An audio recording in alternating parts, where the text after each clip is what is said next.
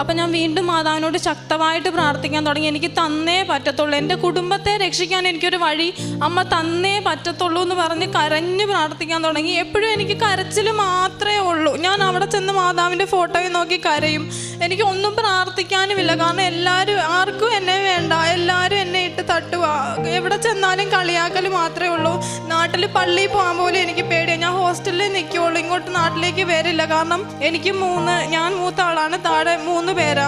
അവൾ പിള്ളേരെ വളർത്തി അതുവഴി നടക്കുക എന്നൊക്കെ പറഞ്ഞ് ഒരുപാട് പേരെന്നെ കളിയാക്കുമായിരുന്നു. അതിനുശേഷം ഓഗസ്റ്റ് 13 ആയപ്പോഴത്തേക്കും മാതാവ് എനിക്ക് കോൺട്രാക്റ്റ് തന്നു. 15-ാം തീയതി ഇന്ന് ഞാനിവിടെ സാക്ഷ്യം പറയാൻ വന്നിരിക്കുകയാണ്.